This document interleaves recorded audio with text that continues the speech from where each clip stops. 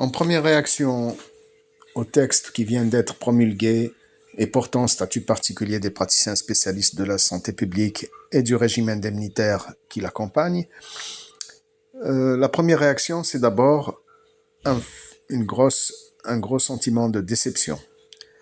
Déception parce que ces textes ne sont pas à la hauteur de ce qu'on escomptait, surtout compte tenu des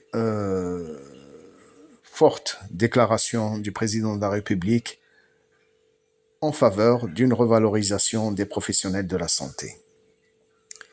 Deux choses méritent d'être signalées indépendamment du contenu.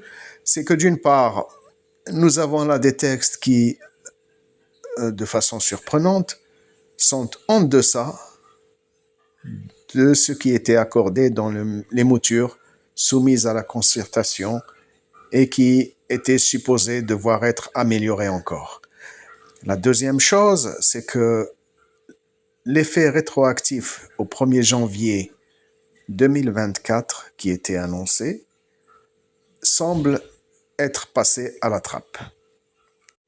Donc, nous avons des augmentations de salaire qui sont en rapport avec le régime indemnitaire qui, sans être négligeables, ne sont pas de nature à modifier radicalement le niveau de vie de cette catégorie de fonctionnaires.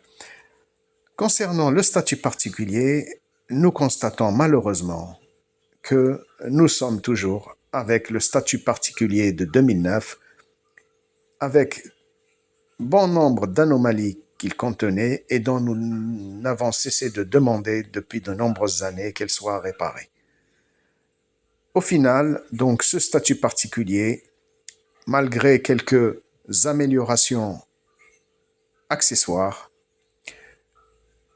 dont le fond reste aussi démotivant que celui de 2009 et ne peut en aucun cas contribuer à mettre fin à la saignée du corps médical, notamment en praticiens spécialistes, hors du secteur public vers le privé ou vers l'étranger.